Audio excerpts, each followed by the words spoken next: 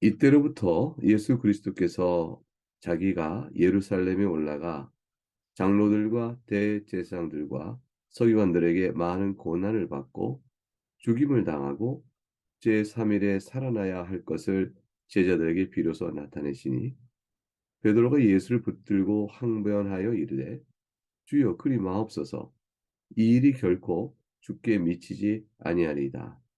예수께서 돌이키시며 베드로에게 이르시되 사탄아 내 뒤로 물러가라. 너는 나를 넘어지게 하는 자로다.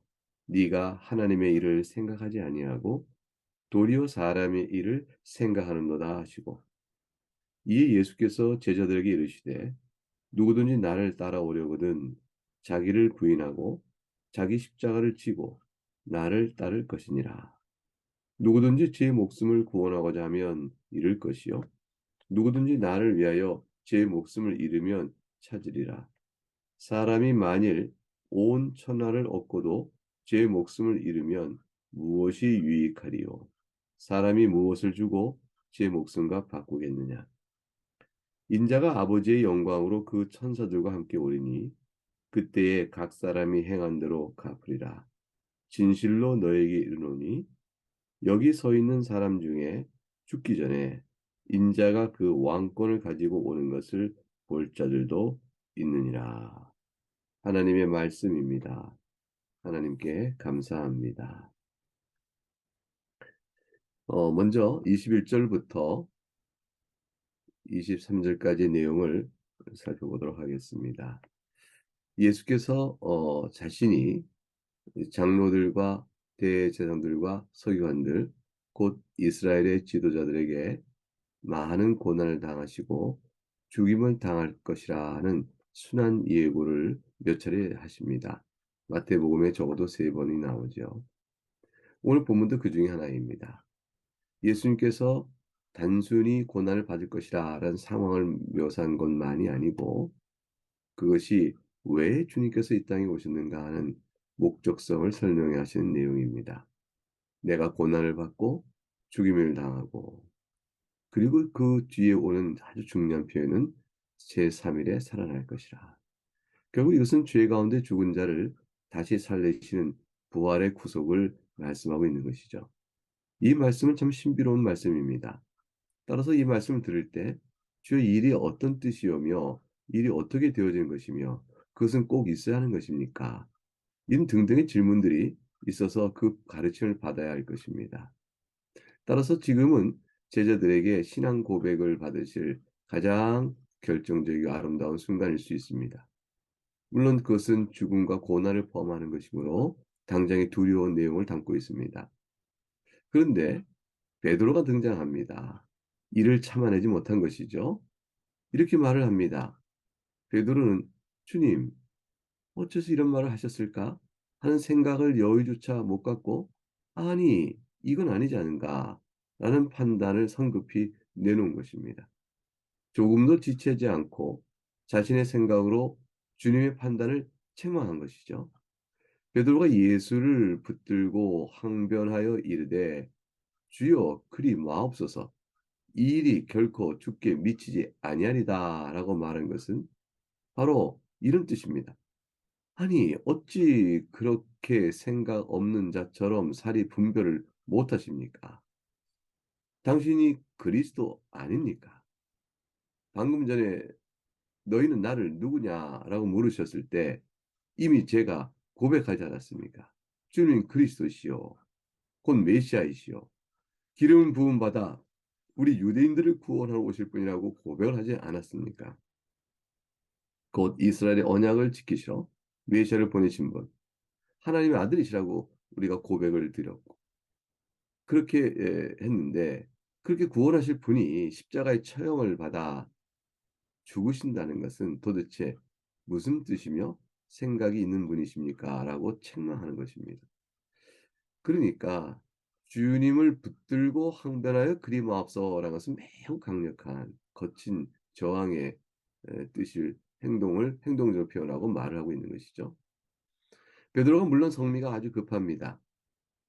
성미도 급했지만 이렇게까지 주님을 붙들고 항변한 것은 지금까지는 보지 못했던 베드로의 모습이죠. 베드로는 왜 그랬을까요? 지금 잠깐 말씀드린 것처럼 베드로는 나름대로 신학적 판단을 한 것입니다. 주님께서 죽음의 길로 나가실 것이라 그런 말씀을 하자 베드로는 그렇게 해서는 안 되는 것이다 라는 잘못된 판단을 내린 것이죠. 그래서 주님께 이의를 제기한 것이고 주님을 더 나아가서 가르치려 한 것입니다. 깨우치려 한 것이죠.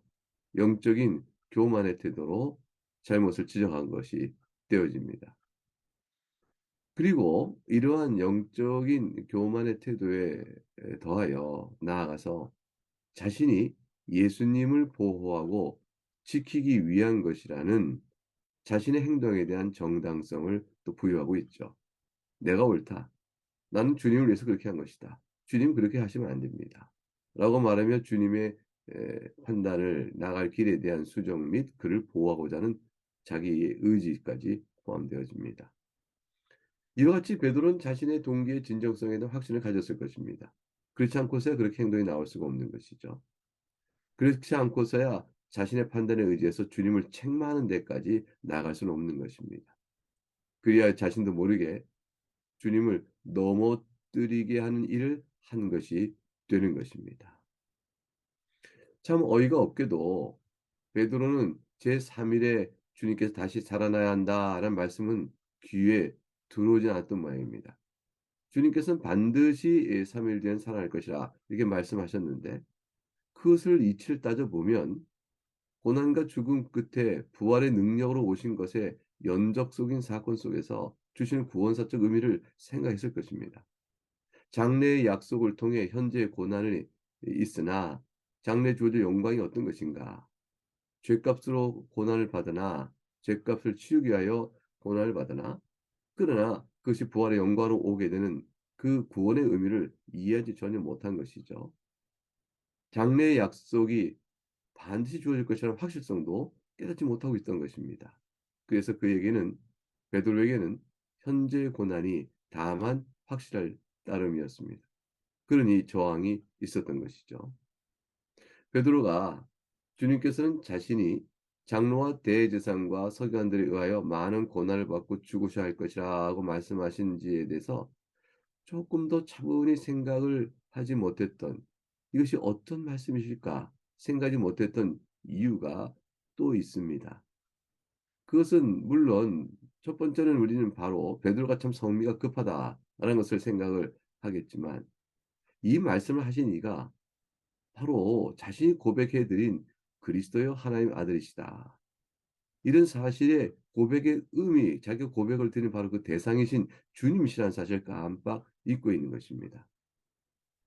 자신이 그 고백이 진실하게 되어졌고 그리 됐다면 그렇게 되어진 고백을 받으신 그리스도의 하나님의 아들이신 그분께서 이게 말씀을 하셨다면 이것은 곧 진리요, 하나님의 뜻이요, 교훈이요. 그것에는 우리가 다 이해하지 못하지만 마땅한 까닭이 있을 것이라. 이렇게 생각하는 마음의 겸비한 태도. 그것이 베드로에게는 부족했던 것입니다. 자신의 생각이 앞서자 순간 그 모든 것을 잊어버린 자, 마치 자기가 사람 앞에 서 있는 자처럼 생각했던 것이죠. 제자인 자가 스승을 믿지 못했고 종인 자가 주인의 말을 순종으로 받지 않은 것입니다. 요컨대 믿음으로 순종할 줄을 몰랐던 것이죠. 예수님을 믿고 따른다 하였으나 결정적인 바로 이때에 결정적으로 예수님이 내 주님이시다라는 사실을 부인한 셈이 되고 마는 것입니다. 이제 24절부터 마지막 28절까지의 다음 단락을 이어서 살펴보겠습니다. 예수님께서는 자기를 부인하고 자기 십자가를 지고 나를 따르라 하셨습니다. 이 무슨 의미일까요? 자기를 부인한다는 것은 단 금욕과 수련을 통해서 극기를 말한다고 생각할 수 있습니다. 그런 내용도 부분적으로 적용에 따라서는 포함될 수 있습니다. 왜냐하면 금욕이나 수련은 자기 부인이 무엇인가 하는 것을 실현하기 위한 경건의 하나의 실천적인 하나의 내용일 수 있기 때문에 형식일 수 있기 때문입니다. 그러나 그것 자체를 말하는 것이 아니고 그것이라고 말해서도 안 됩니다. 마음의 욕심을 다스리는 일은 좋지만 사람은 스스로 마음의 욕심을 다스려 하나님 앞에서 의로운 자로 설 자가 아무도 없습니다. 자기를 부인한다는 것은 스스로 내면의 수양을 닦아라 라는 식의 인간의 구도를 얘기하신 것이 아니죠. 예수님 말씀하신 바의 중요한 초점은 한마디로 우리가 우리 자신의 주인이 아니라는 사실을 기억하라는 것입니다. 우리의 주인은 하나님이시며 우리는 우리 것이 아니요 하나님의 것이다. 따라서 하나님의 교훈대로 살아야 하는 존재임을 깨닫고 하나님 앞에 엎드려 그 존재 앞에서 살아야 되는 것이다. 자기의 욕심을 따라 사는 자들이 아니라 하나님의 영광과 그 교훈을 따라 사는 자들이함을 깨달아야 하는 것이다. 그래서 힘써 순종해야 하는 것이다. 이 내용이 자기 부인 속에 담겨져 있습니다. 결국 스스로 자신이 자기를 완성케 하기 위해 내면의 수도를 닦고 욕심을 버리고 하는 그런 것이 아니고 하나님 앞에 서 있다라는 생각을 하고 그 믿음에 따라서 자신이 하나님의 것임을 생각하여 주의 영광을 위해 살기 위하여 내면 안에 있는 육체의 정욕을 주의 도우심을 따라 구하며 살아가는 순종의 삶에 힘쓰는 것, 그게 자기 부인이라 할 것입니다. 이 말씀이 자기 십자가를 지라는 말씀으로 이어지면서 적용점은 점점 확장돼 갑니다. 그리스도의 제자로 사는 것은 그리스도를 닮아가는 삶을 사는 것이요. 그의 주님께서 가신 길을 걸어가는 것이죠. 제자가 주님의 길을 따라간다는 것, 그래서 자기 십자가를 진다는 것에 말씀하는 내용은 두 가지로 이렇게 정리해 볼 수 있습니다. 그것이 이제 예수님께서는 자기를 부인하고 자기 십자가를 진다는 말로 계속된 표현되고 있는 것인데요. 첫째는 자신의 영혼 속에 얼마나 무수한 죄악과 부패성이 뿌리 깊게 자리하고 있는지를 바르게 깨닫는 것입니다. 자기 자신을 하나님 앞에서 주의 말씀의 교훈 앞에서 정직하고 철저하게 깨닫는 일이 요구되어집니다. 본성상 부패한 자구나. 내 안에 하나의 법을 사랑하지만 또한 죄의 법이 있어 나를 죄의 세력이 죄의 법 아래로 나를 사로잡아 온다. 라는 사실을 실제적이며 정직한 고백을 하는 일이 중요합니다. 따라서 둘째는 자신이 하나님 앞에서 아무런 가치와 자신의 의로움을 내세울 수 없는 자임을 깨닫는 것입니다. 영적으로 심령이 가난한 자임을 깨닫는 것이죠. 셋째는 그리하여 모든 세상의 욕심을 버리고 육체의 정욕에 따라 살아가는 삶의 지향성과 그 열정을 다 내려놓는 것이죠. 그리고 하나님의 긍휼과 용서를 바라고 하나님의 교훈대로 살기를 바라는 것입니다. 긍휼과 용서를 바란다. 그리고 하나님의 교훈대로 산다라고 말씀을 드렸는데 이것은 하나님의 교훈대로 삶으로 인하여 용서를 받는 뜻이 아니고 하나님의 긍휼과 용서를 받은 줄 알고 그 용서에 감사하여 교훈대로 사는 것을 뜻합니다. 그리고 끝으로 주님의 나라를 소망하여 주님을 위하여 자기 목숨까지도 버리는 믿음의 삶을 살아가는 것입니다. 만일 온 천하를 얻고도 제 목숨을 잃으면 무엇이 유익하리요? 사람이 무엇을 주고 제 목숨과 바꾸겠느냐? 주님이 이렇게 말씀하셨습니다. 또한 마태복음 10장 28절에서는 몸은 죽여도 영혼은 능히 죽이지 못하는 자를 두려워하지 말고 오직 몸과 영혼을 능히 지옥에 멸할 수 있는 이를 두려워라 하셨습니다. 하나님 앞에 살아가는 삶, 그것이 바로 자기 부인요. 따라서 그리스도께서 주신 주의 나라를 가장 보화에 감춘 보배로 알고 모든 소유를 팔아 주를 따라가는 것. 그것이 바로 자기 십자가를 지고 살아가는 것이라 할 것입니다. 믿음의 사람은 다 그렇게 살았습니다. 믿음을 따라 살다가 믿음을 따라 죽어 생명으로 하나님 나라에 이른다는 성도의 삶을 이렇게 표현하실 수 있다 하신 것입니다. 네, 이 말씀을 마음에 두시고 각각 우리의 삶을 주님 감사합니다. 내가 주님을 사랑합니다. 주님께 제 마음을 내어드립니다. 적용하시며 잠깐 함께 기도하겠습니다.